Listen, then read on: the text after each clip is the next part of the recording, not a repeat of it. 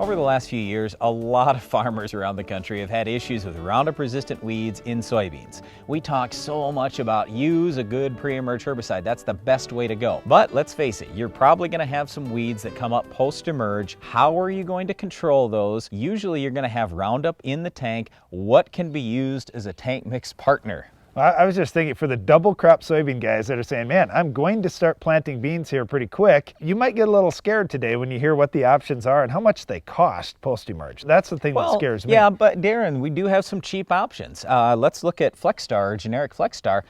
If you, let's say, use 12 ounces to the acre like you do in some areas of the country, it's $4 or less. All right, that one is cheap, but you can only use it once. Hey. So you say, well, I got my first flush, and wow, true. it's 2 weeks after planting. I got to spray FlexStar. Okay. Now what do I do 2 or 3 weeks all right, from now? but let's just start there. FlexStar is the best thing on water hemp post-emerge, or palm or pigweed. So if you've got Roundup-resistant water hemp, we would tell you FlexStar. The active ingredient is famecifin. So you may have heard famecifin or one of those generics.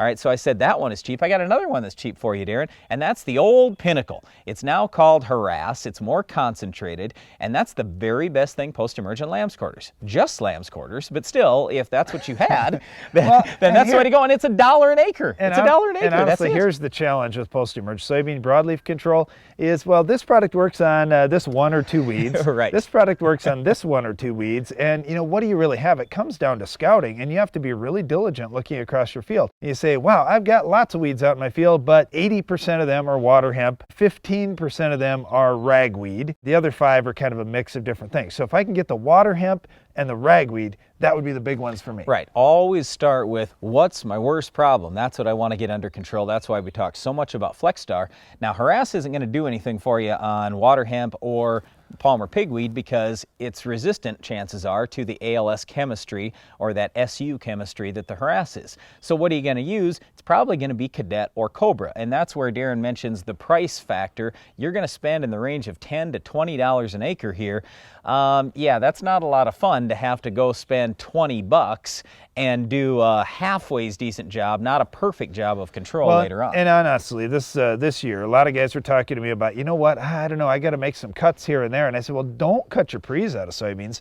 That's going to save you money. Guys like, what? You're talking about spending maybe $15, maybe $20, depending on which combination of pre's I choose.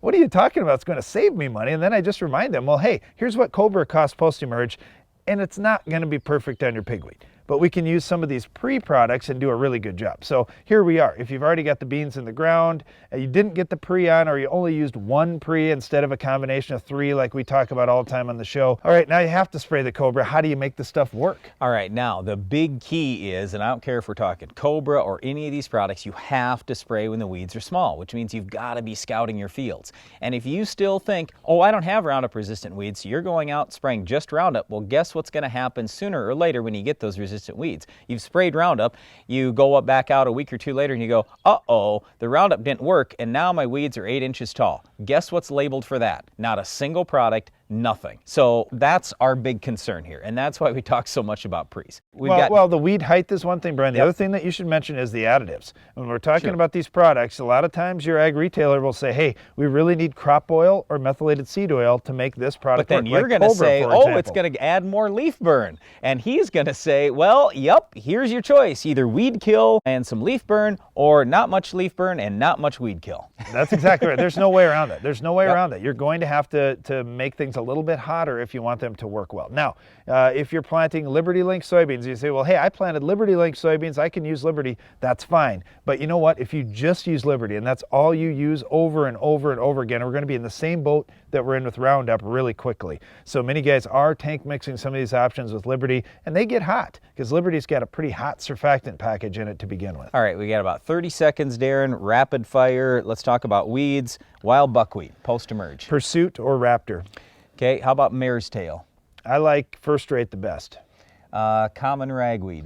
definitely first rate as long as it's not ALS resistant ragweed. Giant ragweed. Same thing. Velvet leaf. How about velvet leaf? Well, Cadet and Resource do an excellent job up to 36-inch tall velvet leaf, but please don't let it get that tall because it's going to rob a lot of yield by that point. Okay, and once again, the most important weed, either water hemp or Palmer pigweed, same control. Well, we want to use FlexStar. We can only use it one time, and it has a 10-month rotational window to planting corn, so you need to use it early in the season on your first pass. On the second pass coming through for pigweed, your best option, in my opinion, is Cobra. Some guys will like Cadet as well. Well, we'll find out if any of these will control our Weed of the Week. It's coming up next.